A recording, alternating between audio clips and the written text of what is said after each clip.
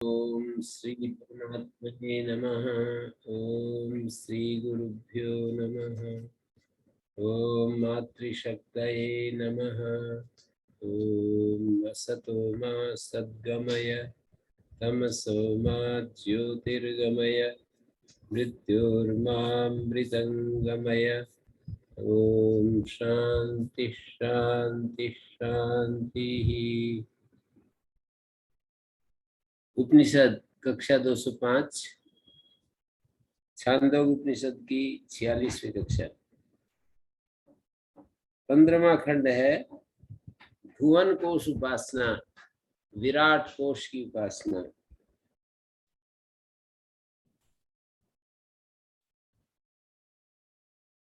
भाष्यकार जैसा कि हम कल पढ़ रहे थे, अस्य कुले वीरो जायते, इसके कुल में वीर पुत्र पैदा होता है।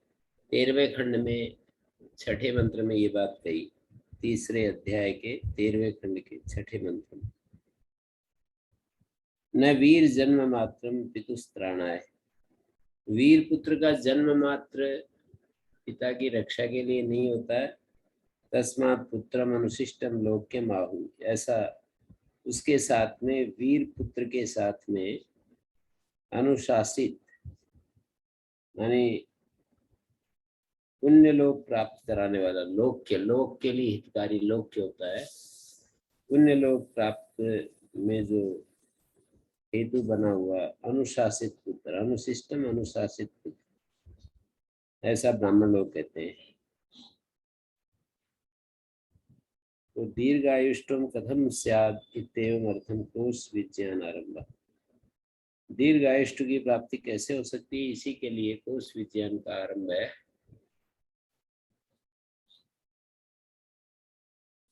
तो इसको हम पढ़ रहे हैं आगे। अंतरिक्षोदर कोशः भूमि बुध्ना न जीर्यति, अंतरिक्ष जिसका उदर है ऐसा वो कोश, और भूमि बुध्ना पृथ्वी रूप बुध्न मूल है जिसका, भूमि बुध्ना कोशः न जीर्यति, जीर्ण नहीं होता। और दिशो ही अस्य स्रक्तया, इस कोश की दिशाएं कौन है? स्रक्ति कौन को कहते हैं? देवरस्य उदरम बिलम, उत्तरम बिलम, और आकाश ऊपर वाला बिल है। उत्तर का मतलब ऊपर वाला बिल है। बुध्न और बिल में अंतर ये है कि बुध्न जो होता है वो नीचे वाले हिस्से को कहते हैं, पेंदे को कहते हैं, और बिल ऊपर वाला जहाँ से वो चीज डाली जा रही है। तो उत्तर बिल मानी ऊपर वाला बिल तो द्युलोक है, और भूमि उसका पींदा है।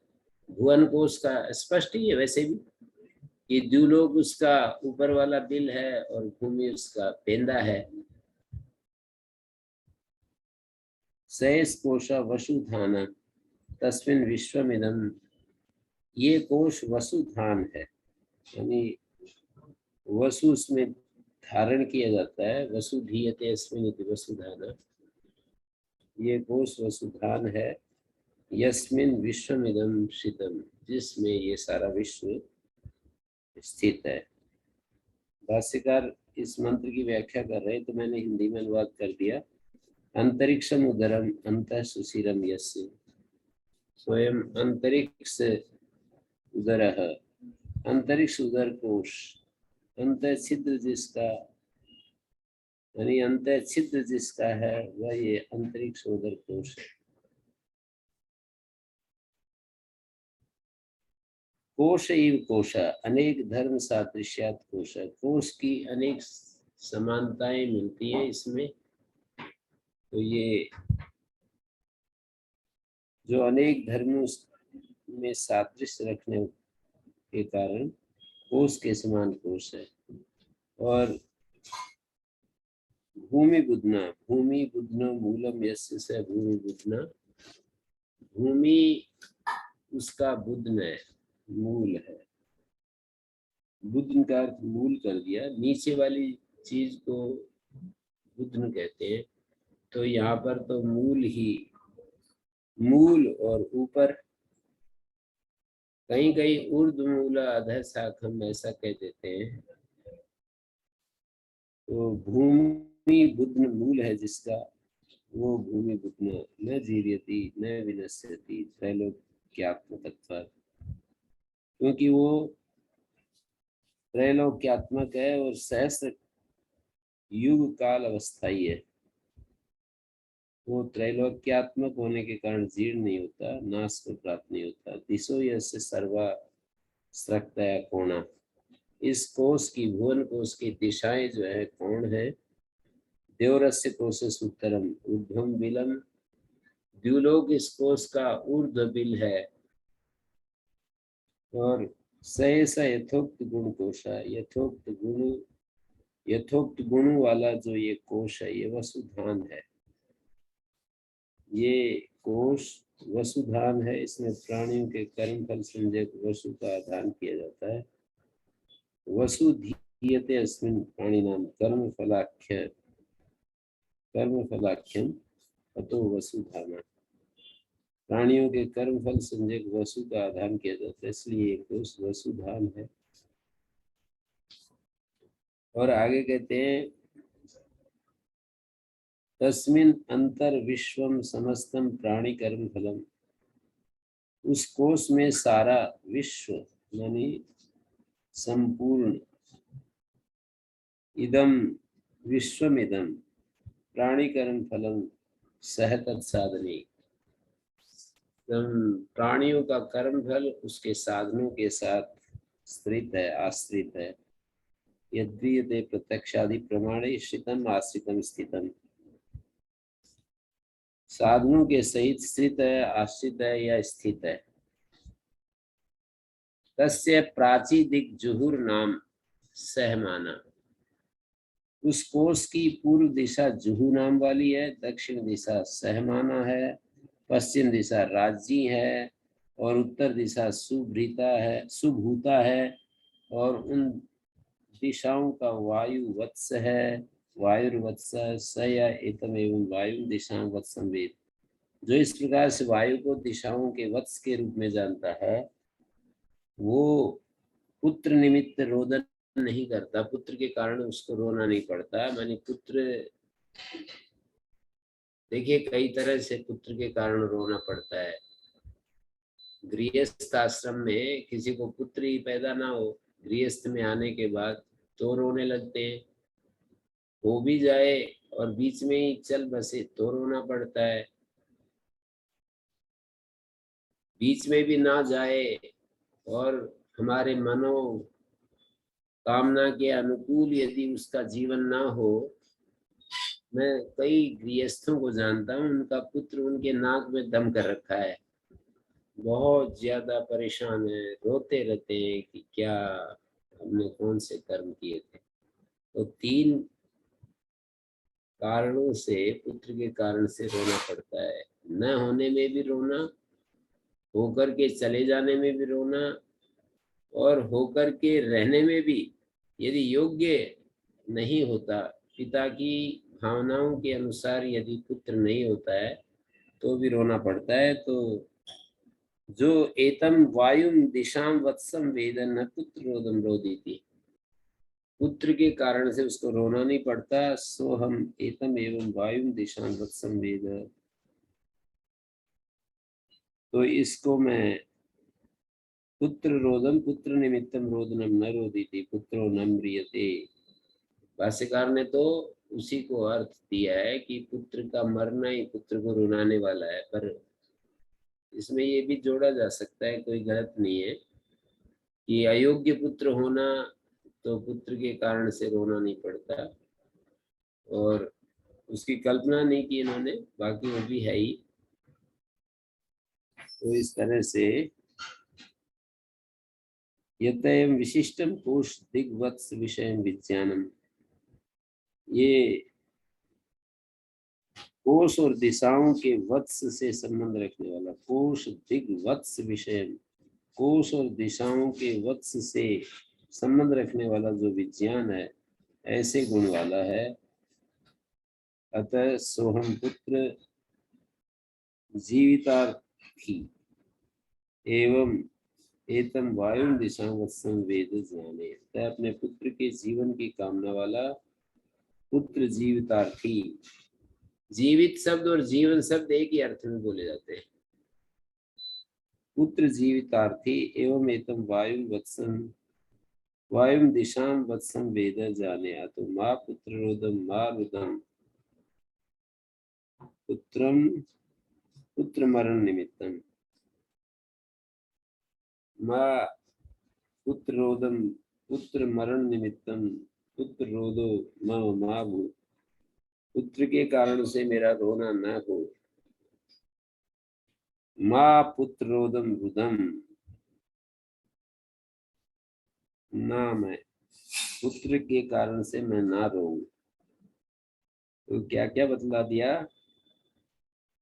इस कोष की प्राची दिशा, प्राची दिक प्रागतः भाग। प्राची दिक माने प्रागतो भागो, पूर्व की ओर गया हुआ भाग। इस कोष का जो पूर्व का भाग है, ईस्टर्न पार्ट, तो उसको जुहू कह दिया। एक यज्ञ के रूप में उसको प्रस्तुत कर रहे हैं। यज्ञ और यज्ञ के साधन होते हैं ना। जुहति अस्याम दिशि कर्मिणा प्रांग मुखा संता इति जुहुर्नाम है। कर्मी लोग प्रांग मुख वाले होकर, कर्मी लोग प्राग दिशा में मुख करके और इस यज्ञ को संपन्न करते हैं।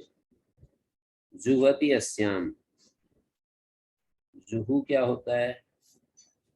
जुहति अस्याम दिशि कर्मिणा प्रांग मुखा संता इति जुहुर्नाम। इस दिशा में, इसके द्वारा जुहू नाम, जुहू के द्वारा हवन करते हैं। तो कर्मी लोग इस दिशा में पूर्वाभिमुख कर हवन करते हैं, इसलिए जुहू नाम वाली है। ये दिशा जो है जुहू है। जुहति अस्याम दिशि इति जुहू। इस दिशा में, प्राची दिशा में प्रांगमुख होकर के कर्मी लोग हवन करते हैं, इसलिए इसको जुहू कहते हैं। किसको। प्राची दिक को। सहमाना नाम सहते सहन्ते अस्याम पाप कर्म फलानी। पाप कर्मों के फल सहन करते हैं। यम अपुर्याम प्राणिना यदि सहमाना नाम दक्षिणाधिक। इसी दिशा में जीव यमपुरी में अपने पाप कर्मों के फल रूप दुख को सहन करते हैं। सहनते अस्याम पाप कर्म फलानी यमपुरियाम प्राणिना। यमपुरी में, तो ये दक्षिणादिक दिक कहलाती है। इस भुवन कोश की प्राची दिक है जिसमें हवन करते हैं कर्मी लोग। इसकी दक्षिणादिक है सहमाना नाम वाली, अपने कर्म फलों को सहन करते हैं, पाप कर्म फलों को भोगते हैं प्राणी लोग, तो सहमाना नाम दक्षिणादिक। तथा राज्य नाम प्रतीचि पश्चिमादिक। राज्य माने राज्या वरुणेन अधिष्ठिता संध्या राग योगाद्वा। दो हेतु दे रहे हैं। प्रतीचि पश्चिमादिक राज्य है, पश्चिम दिशा राज्य है, मानी वरुण राजा से अधिष्ठित होने के कारण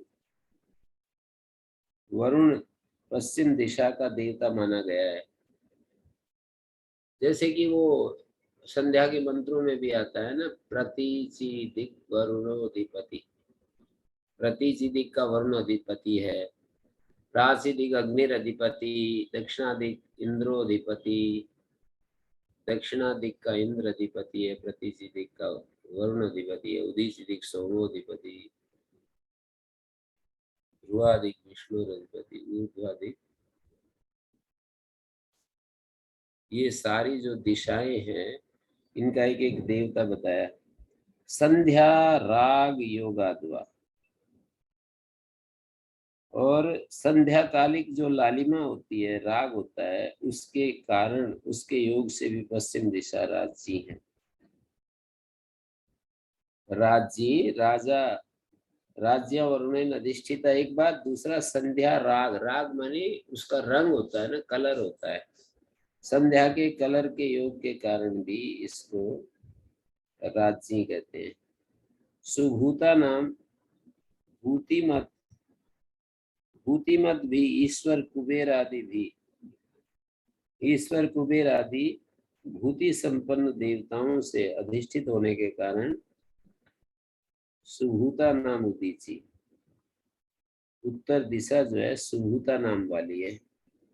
सुभूता नाम उदीची दिक्, तासाम दिशाम वायुर्वत्सो दिग दिग्जत दिग्गज दिग्जत्वाद वायु पूर्ववाता इत्यादि दर्शनार्थ। मानी इन दिशाओं में, इन दिशाओं का वायुवत्स है। तासाम दिशाम वायुर्वत्सो, ये वायु दिग से ही तो पैदा होता है, वायु दिशाओं से पैदा होता है, तो वायु वत्स हो गया ना। तो इन दिशाओं का वायु वत्स है, क्योंकि वो दिशाओं से पैदा होता है। पूर्ववाता इत्यादि दर्शनार्थ बोलते हैं ना, पूर्व दिशा का वायु, पूर्ववात, पश्चिमवात, ऐसा ऐसा बोलते हैं। स या कश्चित पुत्र दीर्घ जीवितार्थी एवं यथोक्त गुण वायु दिशा वत्सम अमृतम वेद। ये कोई पुत्र दीर्घ जीवन का, पुत्र के दीर्घ जीवन का कामना वाला कोई व्यक्ति इस प्रकार पूर्वोक्त गुण वाली दिशाओं के वत्स, अमृत रूप दिशाओं का जो वत्स है, अमृत रूप, इसको जानता है। स न पुत्र रोदन, पुत्र निमित्तम रोदनम न करोति, रोदनम न रोदिति पुत्रो न म्रियते। और इसी, क्योंकि वो कोश दिग्विज वत्स विषय विज्ञान को जानता है। कोश, कोश भुवन कोश का जो, भुवन कोश के बारे में जो ये कोश दिक, कोश और दिशाओं के वत्स विषयक, वत्स संबंधी, विषय माने संबंधी, वत्स संबंधी जो इस विज्ञान को जानता है, तो वो एतम वायुम दिशाम वत्सम वेद जाने।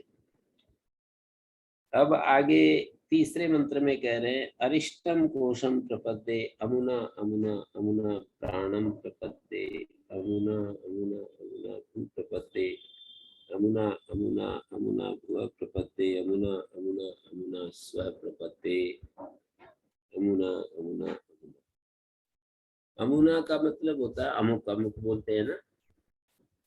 तो अरिष्टम कोशम प्रपद्ये,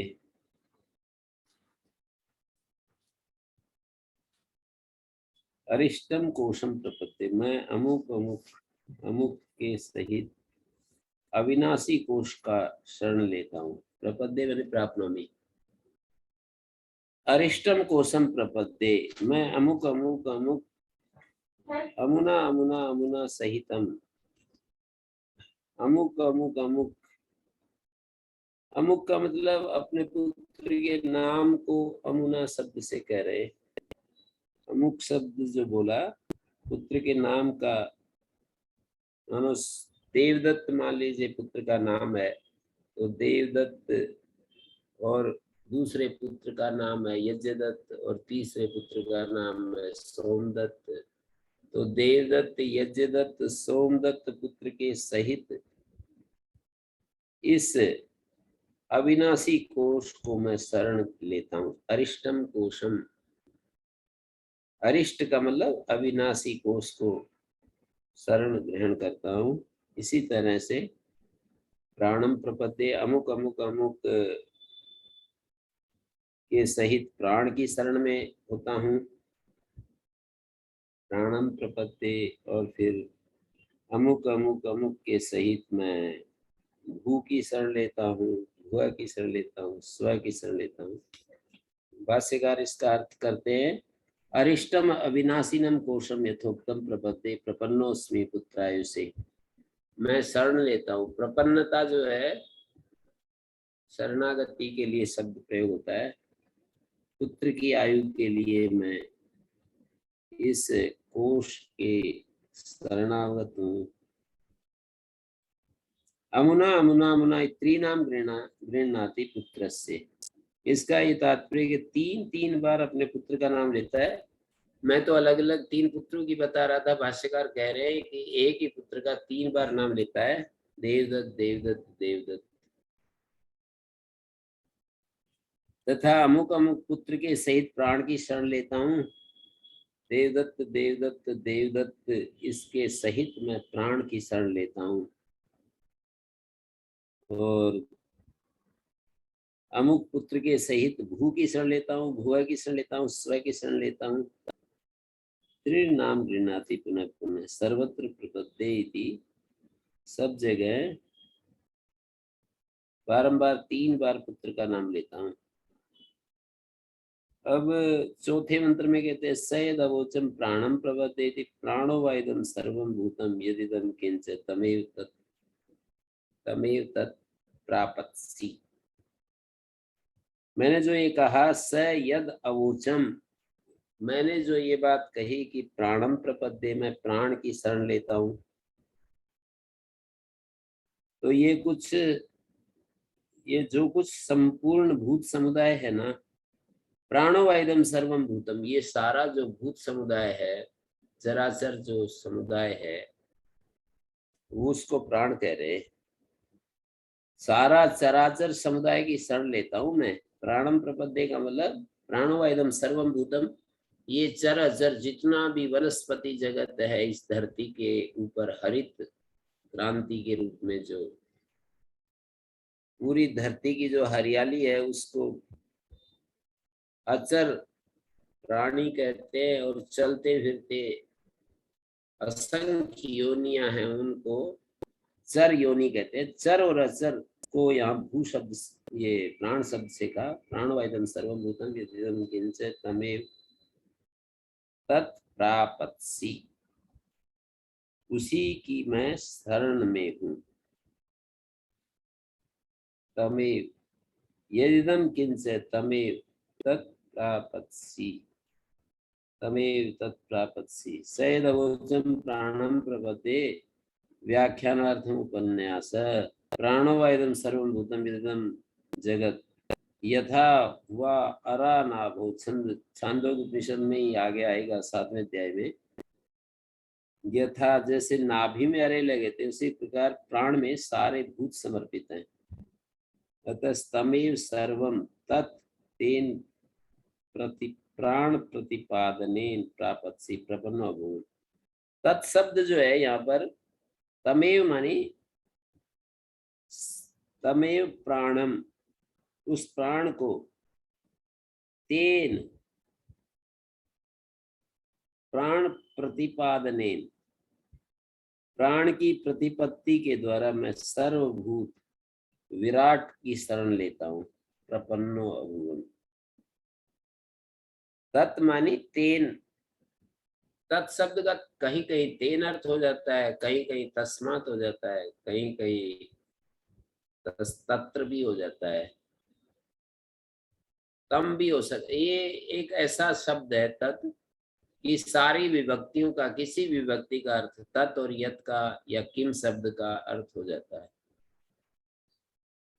इसको अव्यय कहते हैं। शादीगण में पढ़ा है, ये अव्यय होता है। तो तत्, यत और किम शब्द, ये तीनों शब्दों के अर्थ, किम शब्द का भी ऐसा ही अर्थ है। जब अव्यय होता है तो किसी भी विभक्ति में इसका प्रयोग हो जाता है। तो यहाँ पर कहा कि सयद अवोचम, जो मैंने ये कहा प्राणम प्रपद्ये, पीछे कहा ना प्राणो इदम सर्वम भूतम, ये प्राण सारे भूत जगत जितना भी चर अचर जगत है, प्राणी मतलब गाय भैंस ऊंट इत्यादि, मनुष्य, ये कुछ नाम गिना रहा हूँ। कितने प्राणी हैं, जलचर हैं, थलचर हैं, नभचर हैं, सभी प्राणियों के प्रति सौहार्द का भाव, सभी वनस्पति के प्रति सौहार्द का भाव, ऐसा कह रहे हैं। प्राणो इदम सर्वम भूतम यदम किंच, जो कुछ भी है वो सब प्राणी है और उसके मैं शरण में हूँ। मानी ये सारा जो प्रकृति है उस सब की शरण में हूँ। सारा जो भूत समुदाय है, समाज है, सारे प्राणी हैं, सारे प्रकृति है, उसके मैं शरण में हूँ। अधियदवोचम भूप्रबद्धे, तो पृथ्वी प्रबद्धे अंतरिक्षम प्रबद्धे दिवम प्रबद्धे तेव तदवोचम। मैंने जो कहा कि मैं भू की शरण में हूँ, तो उसका मतलब है वो तो भूतोपलक्षण है, तीनों लोकों की शरण में हूँ। त्रीन लोकान तीन लोकान भूरादीन प्रपद्येति तदवचम, ये बात मैंने कही। और जो मैंने कहा थी यदवचम भुव प्रपद्ये इति अग्निम प्रपद्ये वायुम प्रपद्ये आदित्यम, उन उन जो मैंने ये कहा भुव प्रपद्ये, तो उन लोकों के देवताओं को मैंने बताया। पृथ्वी लोक का देवता है अग्नि, अंतरिक्ष लोक का देवता वायु है, द्युलोक का देवता आदित्य है, तो उसको मैंने कहा। और जो मैंने ये कहा कि स्व प्रपद्ये, तो जो तीन वेद होते हैं, सबसे पहले लोक होते हैं, लोकों का सार वेद होता है, वेदों का सार क्या बोल दिया, तीन लोक होते हैं, भू व और मतलब पृथ्वी लोक, अंतरिक्ष लोक और द्युलोक। फिर तीन लोकों के तीन देवता होते हैं, अग्नि वायु और आदित्य। और फिर तीन वेद होते हैं, ऋग यजुः साम। तो जो मैंने ये कहा कि स्व प्रबद्धे ऋग्वेदम प्रबद्धे यजुर्वेदम प्रबद्धे साम, ऋग्वेदम प्रबद्धे यजुर्वेदम प्रबद्धे साम वेदम प्रबद्धे तेव तदवचन। तो यहाँ पर ये जो है भुवन कोश को इस रूप में वर्णन किया है। उपरिष्टात् मंत्रान जपे तथा पूर्वोक्तम अजरम कोशम सदिग्वत्सम यथावत ध्यात्वा, मंत्रों को जपे, पूर्वोक्त अजर अजीर्ण जो कोश है दिग और वत्स के सहित उसका ध्यान करके मंत्रों को जपे। सदिग वत्सम यथावत ध्यात्वा, ये जो अजर कोश है, भुवन कोश है, अविनाशी कोश है, दिशाओं के रूप में, और उनका जो वत्स है वायु उस रूप में, सदिग वत्सम यथावत ध्यान करके इन मंत्रों को जपे। ये भुवन कोश विद्या विराट की उपासना हो गई है। एक एक तरीके से उस विराट का उपासना कर रहे हैं। मैं इस सारे अस्तित्व की शरण में हूँ, वेदों की शरण में हूँ, लोकों की शरण में हूँ, लोगों के देवताओं की शरण में हूँ।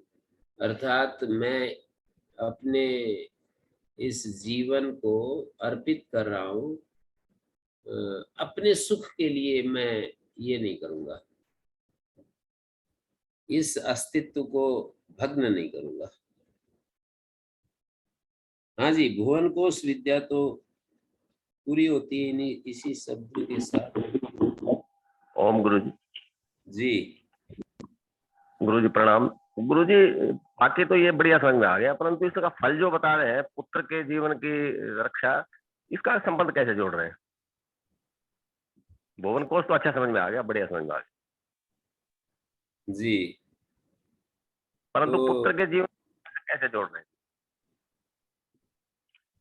तो इसको भुवन कोश, हम जब हमारे देखिए हमारे कर्म जब पूरे, ये तो कर्मों के परिणाम के रूप में ही तो हमारे को कुछ भी होता है, कुछ मरना, जीना, सुख मिलना, साधन मिलना, ये सब कैसे होता है।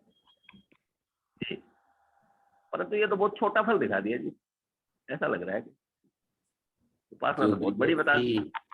जो गृहस्थी होता है ना, गृहस्थी होता है, आप तो गृहस्थी हैं, आप मेरे से क्या पूछना, आप ज्यादा जानते हो। तो उसको पुत्र का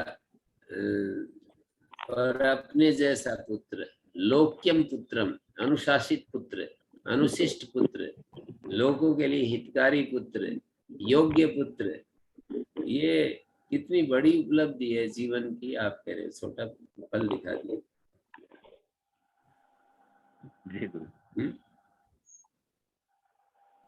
जी। यदि किसी को क्या मतलब, सारे सभी लोग ऐसे उपासक हो जाएं, सबके पुत्र ऐसे ऐसे हो जाएं, तो ये धरती का स्वरूप ही बदल जाए ना। जी गुरु। हाँ जी। तो सारी धरती जो है वो इन पुत्रों के कारण ही तो सारी धरती करा रही है, ये वो सही सही रूप से नहीं। पुत्रों के रोना, पुत्रों का ही तो रोना हो रहा है सारा। जी सारा अस्तित्व सुख में हो जाएगा। हम यदि समष्टि के हित में, सारे समष्टि के प्रति समर्पित रहेंगे, तो स्वाभाविक रूप से हमारे योग्य पुत्र होंगे, दीर्घजीवी पुत्र होंगे, और निश्चित रूप से वो दीर्घ जीवन, और वो होता है ना एक तेजस्वी जीवन। दीर्घ जीवन को, आयुष्मान जीवन को इतना ही नहीं मानते कि वो दीर्घ जीवी हो जाए और वो कैसा भी कुछ भी करता रहे। मतलब दीर्घ जीवी होता हुआ वो हमारे जीवन के लिए आयुष्मान भी हो, मतलब प्रशस्त जीवन वाला भी हो। तो ऐसे दिखा रहे इन सब फलों को इस तरह से जोड़ना पड़ेगा। जी गुरु, धन्यवाद।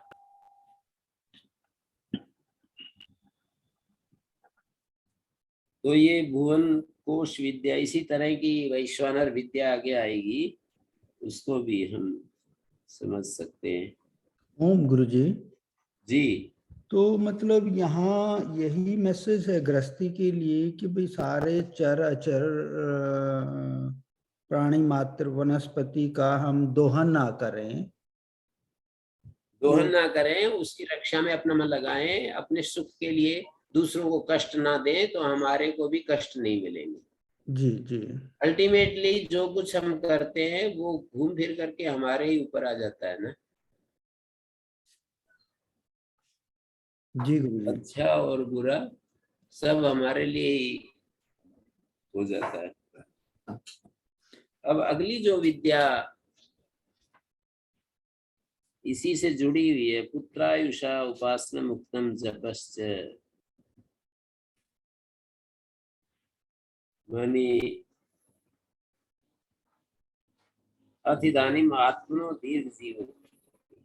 पुत्र की आयु के लिए उपासना बतलाई, पुत्र का दीर्घ जीवन। और दीर्घ जीवन को कौन चाहेगा यदि पुत्र मूर्ख और अशुभ कर्म करने वाला, और कौन चाहेगा ऐसा दीर्घ जीवन पुत्र का। उसके लिए तो ये कहते हैं कि ये जल्दी से मर जाए तो बहुत अच्छा रहे। दीर्घ जीवन तो तभी चाहा जाता है जब वो पुत्र हमारे को सुख देने वाला होता है, वो सबको सुख देने वाला होता है, सबके भले में सोचता है, योग्य होता है, सबका प्यारा होता है, तब ऐसे पुत्र के लिए दीर्घ जीवन की कामना की जाती है। कुछ बातें मैंने कहा ना, वेद में कुछ बातें ऐसी होती है निष्कर्ष के रूप में दे दी जाती हैं, और उनके साथ में बहुत सारी चीजें हमें समझनी पड़ती है विवेक के द्वारा। मैंने तो बहुत ये बात देख ली। निष्कर्ष रूप में दे देते हैं, उसको डिटेल में नहीं देते, और फिर हमारे को उसको समझना पड़ता है। तो पुत्र की आयु के लिए उपासना बतलाई, जप भी बतलाया। अथदानिम आत्मनो दीर्घ जीवनाय, अब हम अपनी दीर्घ जीवन के लिए इदम उपासनम जपम च, ये उपासना और जप बता रहे हैं। ये जप ही था, इन मंत्रों का जप करना है, उसका ध्यान करते हुए कि ये वायुवत्स है, ये प्राचीदिक, ये जो पीछे बताया क्या क्या बतला दिया? वायु वत्स है और दिशो ही शक्तया देवरसुत्तरम विलन स कोशो वसुधाना तस्मिदं सर्वं स्थितं तस्य वायुम दिशां वत्सम वेद। वायु जो दिशाओं के रूप में जो वायुम दिशां वत्सम वेद, वायु को दिशाओं के वत्स के रूप में, दिशां वत्सम षष्ठी बहुवचन दिशां, वायुम दिशां वत्सम वेद, वायु को दिशाओं के वत्स के रूप में जो जानता है। मानिए जो वायु है, ये जो प्राण है, ये सारे सर्वत्र दिशाओं का एक प्रकार से, दिशाओं से ही इसका जन्म होता है। तो ये वायु जैसे हमारे लिए जरूरी है, ऐसे ही ये वायु, आजकल तो कितनी बड़ी बड़ी समस्याएं हो रही है ना, वायु प्रदूषण, ध्वनि प्रदूषण, जल प्रदूषण, ये सारी समस्याएं हो रही है ना। तो जब हम इस तरह से देखते हैं तो ये नहीं होती है, नहीं होंगी। जब हम, हमारा मन इस तरह से, हमारी बुद्धि इस तरह से विचार करेगी तो इसमें मंत्र है ना जिनका जप करना है, वो ये है अरिष्टम कोशम प्रपदे। तीसरे मंत्र से लेकर 7वें मंत्र तक जो मंत्र हैं उनके जप करने की बात कही गई है। अरिष्टम कोशम प्रपदे अमुना अमुना अमुना प्राणम प्रपदे भू प्रपदे भुव प्रपदे स्व प्रपदे सयदवोचम प्राणम प्रपदे प्राणो वैदम सर्वं भूतम विदितम किंच तमेव तेन प्रापत्सि तेन समर्पणेन तेन प्रतिपादनेन प्राण प्रतिपादनेन प्रापत्सि प्रपन्नो अभूवम्। प्राण प्रतिपादन के द्वारा, प्राण की प्रतिपत्ति के द्वारा, प्राण की प्रतिपत्ति के द्वारा मैं सर्वभूत को ही शरण में हूँ। तो ये जप हुआ। इसी तरह से अब आगे अपनी आयु की, अपने दीर्घ आयु के लिए जप भी बताएंगे और वो भी बतलाएंगे, उपासना भी बतलाएंगे। जीवन ही स्वयं पुत्रादि फलेन युज्यते नान्यथा। यदि व्यक्ति जीता रहता है तो पुत्रादि फल से युक्त होता है। इत्यतः आत्मानं यज्ञम संपादयति पुरुष। तो इस प्रकार से वो अपने को यज्ञ रूप से निष्पन्न करता है। ये जो व्यक्ति का जीवन होता है ना, उसको यज्ञ के रूप में प्रस्तुत किया जा रहा है। पुरुषो जीवन विशिष्टा कार्यकरण संघातो यथा प्रसिद्ध है। वो कहते हैं ये जो पुरुष है ना, कार्यकरण संघात माने कार्य का मतलब शरीर और करण माने इंद्रियां। शरीर इंद्रियों के सहित जो हमारा ये व्यक्तित्व होता है, हमारी पर्सनैलिटी है, वो उसको पुरुष शब्द से कहा है। ये एक प्रकार का यज्ञ है। वाव शब्द अधिक अवधारण के लिए पुरुषो एव यज्ञ। वाव का मतलब एव ही, पुरुष एव यज्ञ, पुरुष ही यज्ञ है, पुरुष एव यज्ञ तथा ही सामान्य ही संपादयति यज्ञत्वम्। अब श्रुति सदृशता दिखलाकर पुरुष की यज्ञ रूपता सिद्ध करती है। मतलब यज्ञ में कुछ बातें होती है, पुरुष में भी उसकी समानता में दिखाई देती है। तो पुरुष को यज्ञ कैसे कहा वो दिखा रही है श्रुति। तो ये कह रहे हैं तस्य पुरुषस्य यानी 24 वर्षाणि आयुषा तत्प्रातः सवनम पुरुषाख्यस्य यज्ञस्य। ये पुरुषाख्य जो यज्ञ है उसके जो 24 वर्ष है प्रारंभ के, वो प्रातः सवन है। अर्थात इस पुरुष यज्ञ को 24 साल तक बिल्कुल एकदम से पवित्रता के साथ जीना चाहिए। उस अवस्था में अत्यंत, जैसे कि एक घर में दो माँ जाए भाई बहन होते हैं, उनका उदाहरण रखा जा सकता है कि जैसे वो पवित्रता के भाव में रहते हैं, उनको बिल्कुल स्त्री पुरुष का भेद भी पता नहीं होता। तो पुरुषो वाव यज्ञ तस्यानी 24 वर्षाणी तत्प्रातः सवन, उसके जो 24 वर्ष है वो प्रातः सवन है।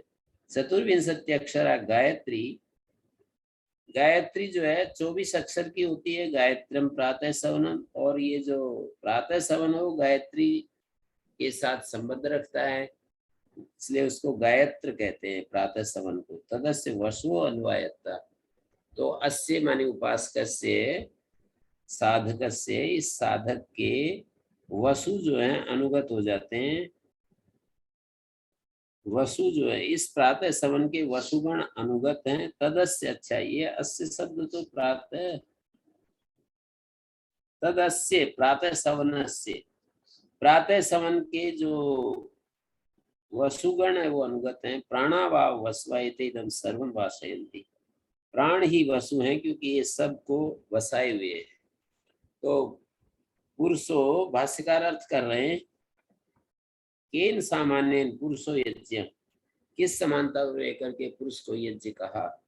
तो कह रहे हैं देखो 24 अक्षरा गायत्री छंद, गायत्री छंद 24 अक्षर वाला है, और ये विधि यज्ञ जो होता है ना, वैध यज्ञ बोलते हैं, बाहर जो यज्ञ किए जाते हैं, श्रोत याग किए जाते हैं, अभी जो उन यागों का प्रचलन कम हो गया, तो ये जो याग होते हैं विधि याग, उनमें भी गायत्री छंदस कम ही विधि यज्ञ से प्रातः सवनम, विधि यज्ञ का प्रातः सवन, इसी विधि यज्ञ के आधार पर ही वैध यज्ञ शब्द प्रचलित हुआ। प्रातः विधि यज्ञ से प्रातः सवनम, गायत्री छंदस्कम ही विधि यज्ञ से प्रातः सवनम,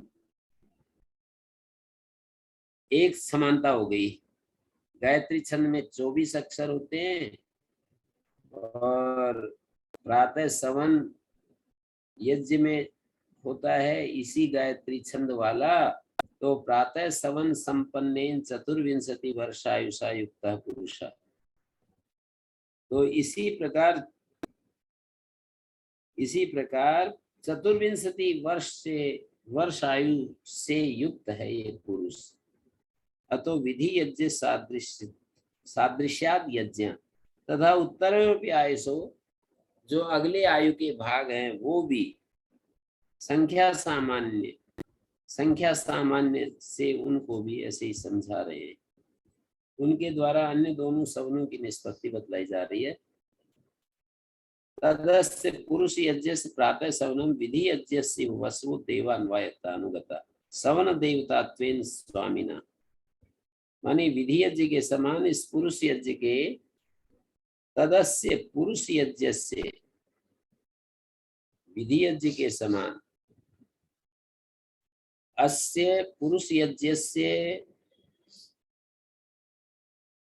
प्रातः सवनम विधि यज्ञ से वसु देवा, विधि यज्ञ जो होता है, जैसे ये जो श्रोत याग होते हैं उनमें वसुओ देवा अन्वायता अनुगता, वसु देवता अनुगत है, माने सवन देवता स्वरूप से ये उसके स्वामी है। वसु जो है सवन देवता के रूप में वे उसके स्वामी कहे जाते हैं।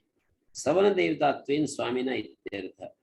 पुरुष यज्ञ भी विधि यज्ञ इव अज्ञाद वसु देवा प्राण, वसु जो है 8 होते हैं, रुद्र 11 होते हैं, आदित्य 12 होते हैं।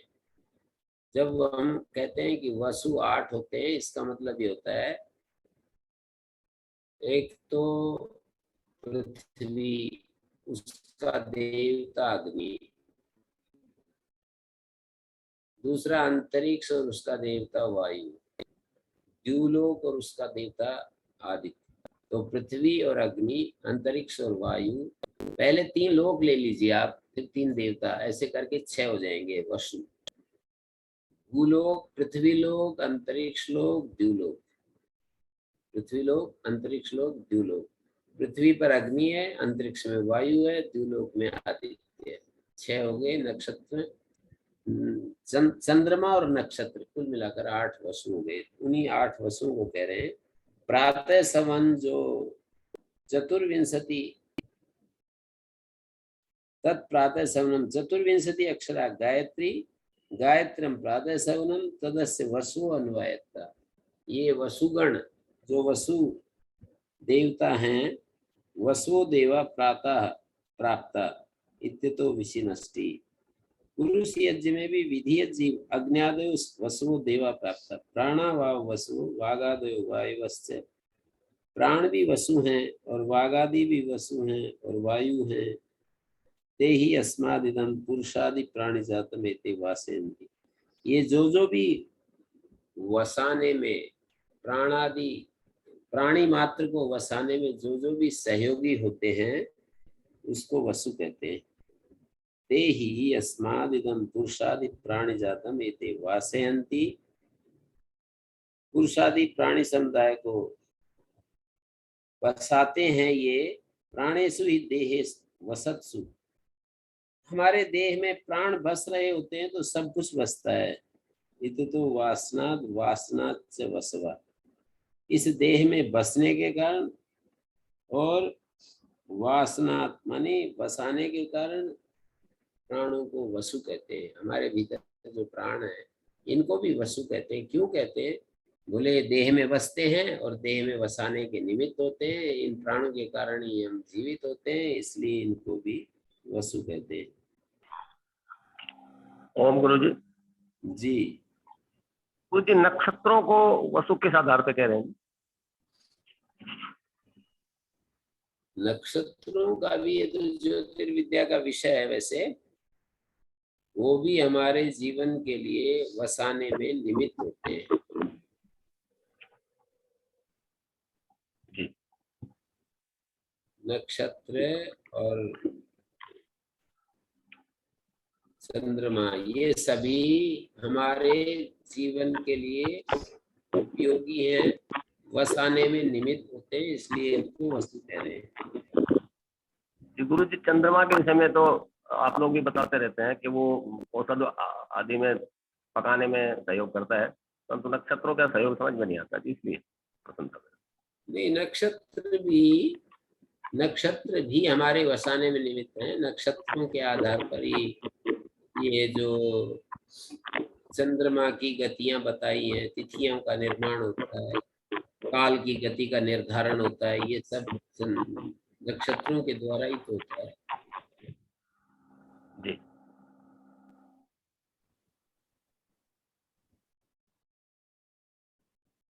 तो यहाँ पर ये शब्द बोले तदस्य वसु अन्वयता अस्य पुरुष यज्ञ से प्रातः सवनम, यानी विधि यज्ञ के समान इस पुरुष यज्ञ के प्रातः सवन के भी वसु देवता अनुगत है।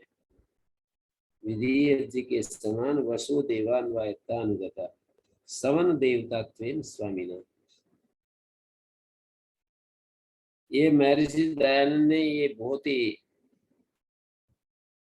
अपने सत्याप्रकाश में भी ऋग्वेदादि भाष्य भूमिका और संस्कार विधि सब जगह इन मंत्रों को दिया है, व्याख्यान किया है और ब्रह्मचर्य के साथ जोड़ा है और इनकी बड़ी महिमा गाई है इन मंत्रों को दे करके।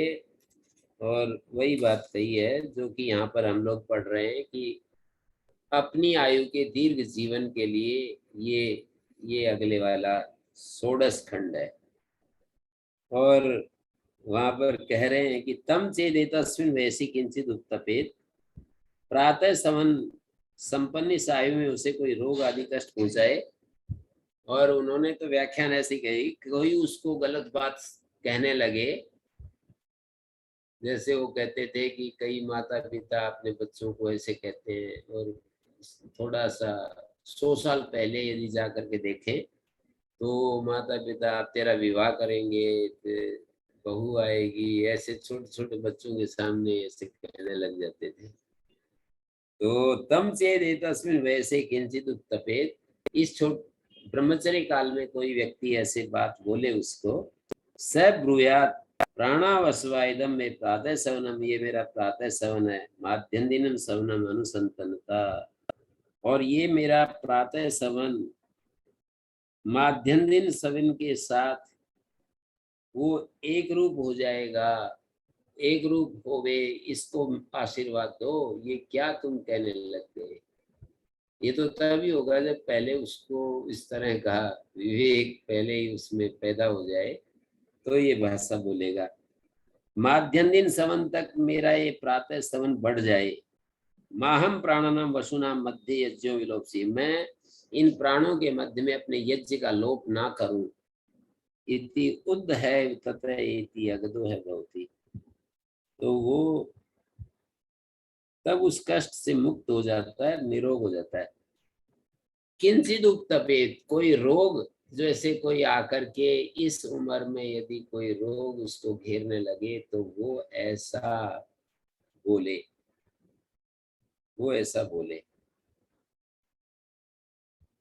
भाष्यकार अर्थ कर रहे हैं, तन चेत यज्ञ संपादिनम, यज्ञ संपादन को यदि यज्ञ संपादक को, यज्ञ को पूरा करने वाला कोई व्यक्ति है, तस्मिन् प्रातः सवन संपन्ने वैसी किंचित व्याधि आदि मरण शंका कारणम उपतपेत, कहते व्याधि आदि या मरण शंका का कारण बीच में आ जाए,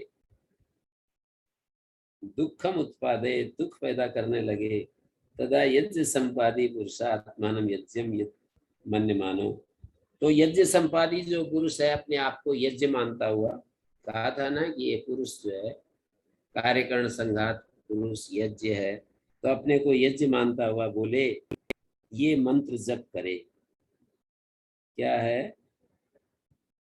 सब्रूयात, अगला वाला ये मंत्र है, प्राणावस्वा इदम में प्रातः सवनम माध्यम दिनम सवनम अनुसंतनुत इति माहम प्राणानाम वसुनाम मध्ये यज्ञो विलोपसीय इति उद्धैव तथा इति अगतो भवति, ये मंत्र विलोपसीय इति, यहाँ तक ये मंत्र हो गया, उसका फल हो गया।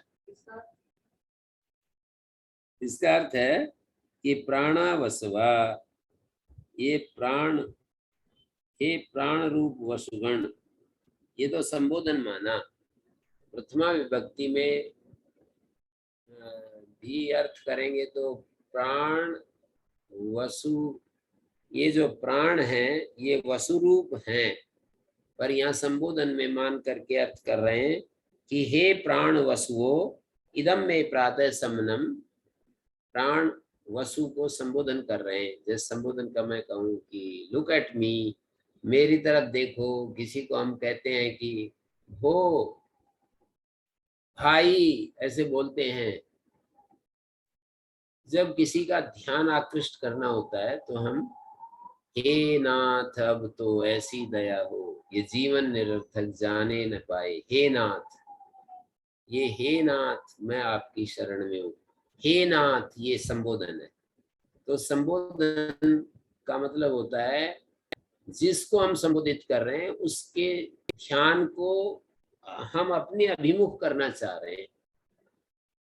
जैसे हम कहें कि हे नाथ, तो जो नाथ है उसको अपनी तरफ, कि आप मेरी तरफ देखो। तो हे नाथ, हे प्राण वसुओ, ये मेरे प्राण है ना, शरीर के अंदर जो प्राण होते हैं उनको वसु बताया, प्राणा व वसुवा।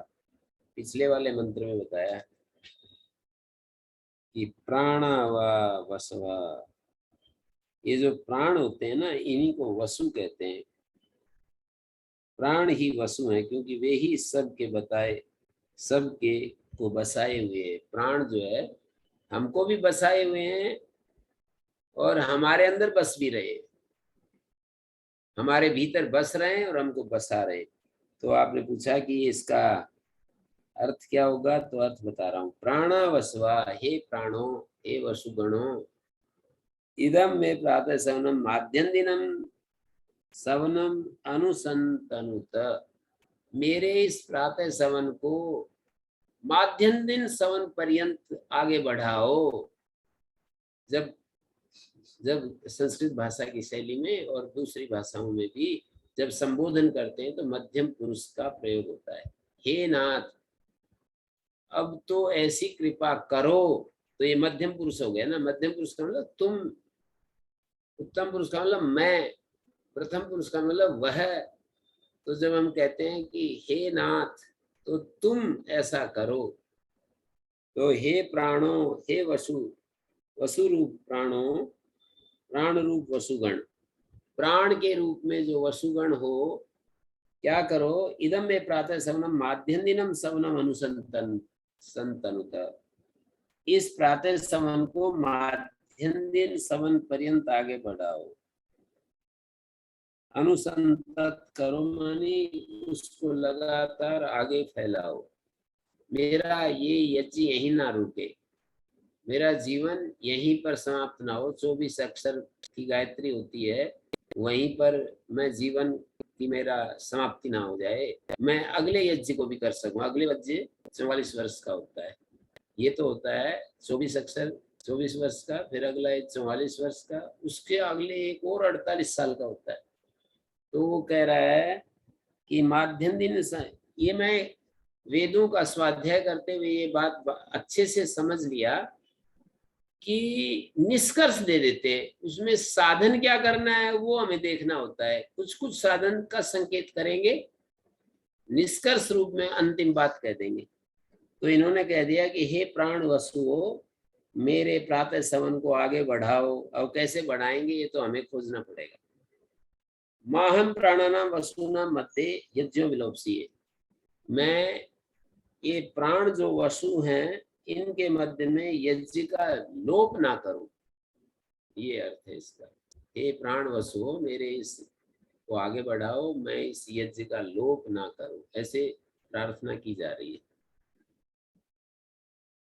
फिर परिणाम दे रहे हैं, ऐसा कोई दिल से प्रार्थना करेगा तो वो निरोग हो जाएगा, रोग रहित हो जाएगा।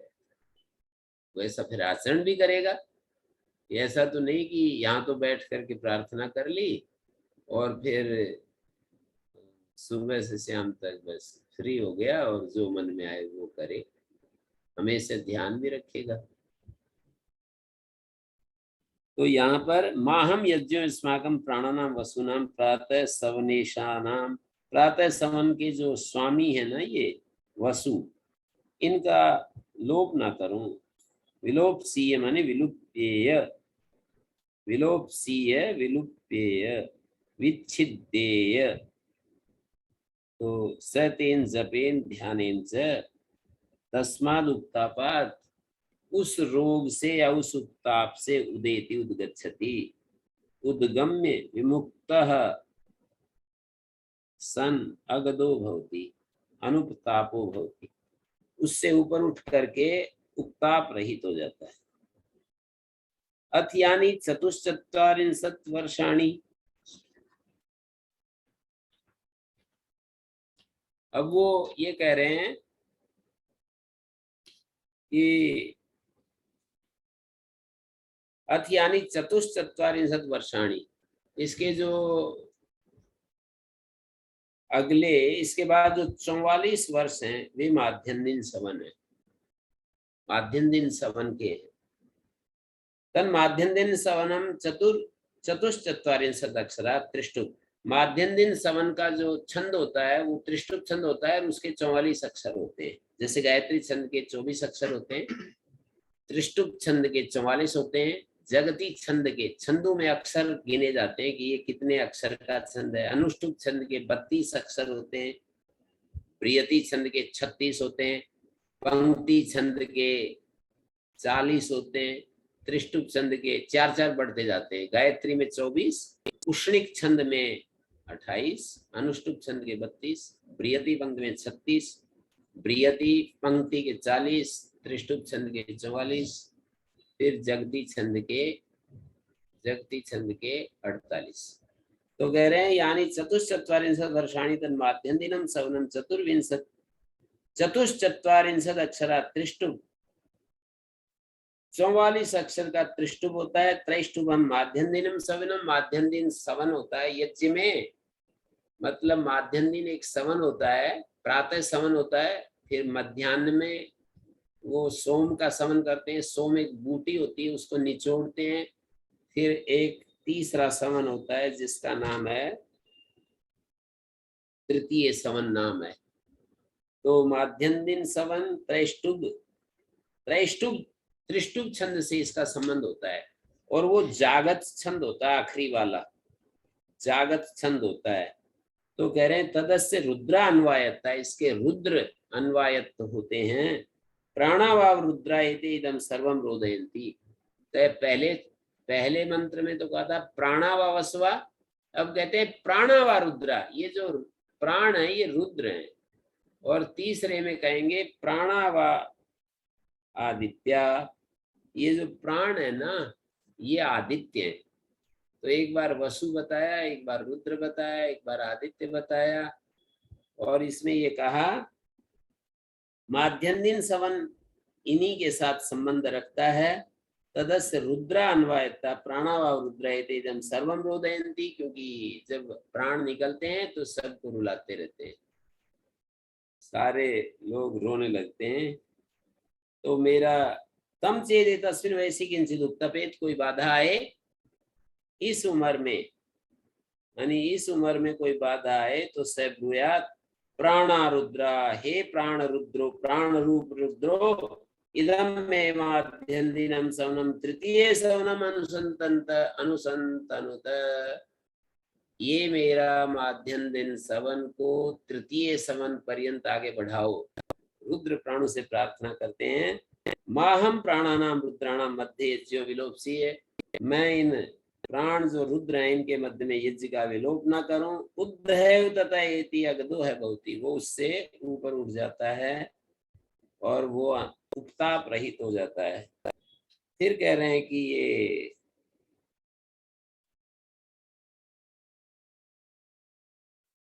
मतलब ये रुद्र इसलिए बनाए, प्राण रुद्र हैं क्रूरा ही ते मध्य में वयसी, मध्यम आयु में क्रूर होते हैं प्राण, इसलिए रुद्र कहलाते हैं। अथ यानी अष्टाचत्वारिंशत् वर्षाणि तृतीयम समनम, ये तीसरा सवन है। आगे 48 वर्ष का तीसरा सवन। अष्टाचत्वारिंशत् अक्षरा जगदी जागतम तृतीयम सवनम तदस्य आदित्य अन्वायत्ता प्राणावाव आदित्य इदम सर्वम आदित्य। प्राणों को आदित्य कहते हैं क्योंकि ये सब कुछ ले अपने में समेटते हुए आगे बढ़ते हैं, सब कुछ ले लेते हैं ना। मनुष्यों की आयु ले लेते हैं, सब चीजें जो नई होती हैं उनको पुरानी कर देते हैं, और सारा लेते हुए आगे बढ़ते रहते हैं, नई चीजों को पुराना बनाते रहते हैं, ऐसे कह रहे हैं। तो तम चेदे तस्मिन, वैसे इस उम्र में कुछ रोग आकर के सताने लगे या कोई बाधा आ जाए तो फिर प्रार्थना करे प्राण आदित्य इदम में तृतीयम समनम आयु अनुसंतंत। प्राण, हे प्राण आदित्यो मेरी तीसरी सवन तक मेरी आयु को आगे बढ़ाओ। माहम प्राणानाम आदित्यानाम मध्य यज्ञो विलोपसी, मैं प्राणानाम आदित्यानाम मध्य, प्राण जो आदित्य रूप हैं उनके मध्य में यज्ञ को लोप न करूं। उद्धैव तथा एति अगदो है भवती। मैंने कहा कि महर्षि दयानंद ने इसको वैसे जोड़ दिया, जो उसको कोई कहे कि तेरा विवाह कर देते हैं तो वो कहे कि मैं तुम्हारे दुर्गंध युक्त वचनों से सदा दूर रहता हूं, मैं कभी भी ऐसा काम नहीं करूंगा। दुर्गंध युक्त वचनों से मैं दूर रहता हूं, वो ऐसा जवाब दे ब्रह्मचारी। तो ये सब कह दिया इन्होंने। ऐसा शब्दादि जातम आददते अत आदित्य, आदित्य जो है ना उनको इसलिए कहते हैं कि आददाना ग्रहण करते रहते हैं, विषय समूह को, शब्दादि विषय समूह को ग्रहण कर देते हैं। तो तृतीय सवन आयु रूप में अनुसंतत मनी फैलाओ, मेरी इस आयु को आगे बढ़ाओ। षोडशोत्तर वर्ष शतम समापित है, 116 वर्ष, पहले तो 24 वर्ष, फिर 44, फिर 48, तो कुल मिलाकर 116 वर्ष तक मैं जीता रहा हूँ, ऐसे कह रहे हैं। और बिल्कुल ठीक ठाक एकदम चलता फिरता काम करता हुआ, ये नहीं कि मतलब कुछ सहारा लेना पड़े। निश्चिता ही विद्या फला इति एतद् दर्शन उदाहरति। ये जो बिल्कुल सही सलामत ढंग से यदि किसी चीज को, यदि किसी विद्या को, माने किसी उपासना को किया जाए तो जरूर फलवती होती है। इस बात को श्रुति दिखाती है, वेद हमको दिखाता है। एतद्धस्म वै तद् विद्वान आह महिदास ऐतरे। इतरा का पुत्र जो महिदास था, इस प्रसिद्ध विद्या को जानने वाला हुआ और उसने कहा, अरे रोग स किम एतदुक्तवसी। अरे रोग, तू क्या मेरे को कष्ट देता है जो मैं इस रोग द्वारा मृत्यु को प्राप्त कभी नहीं हो सकता। यो हम अने न प्रेष्यामि इति। मैं इसके द्वारा कभी भी तेरे काबू में आने वाला नहीं हूँ। सह षोडशम वर्षतम अजीवत। महिदास ऐत्रेय जो था वो 116 वर्ष जिया। प्रह षोडशम वर्षतम जीवतिया एवं वेद। जो ऐसा जानेगा वो भी 116 वर्ष तक जिएगा। आखिरी में कहते हैं, जो ऐसा जानता है, जो ऐसा समझता है, वो वैसा हो जाता है। जो ऐसा जानता है वैसा हो जाता है, वो भी 16। अन्योपि एवं निश्चय, ऐसा एवं निश्चय षोडशम वर्षतम प्रजीवति या एवं यथोक्तम यद संपादन वेद जानाति। तो ये विद्या पूरी होती है, आगे एक नई विद्या शुरू होगी। तो ठीक हो गया ये शेखर जी?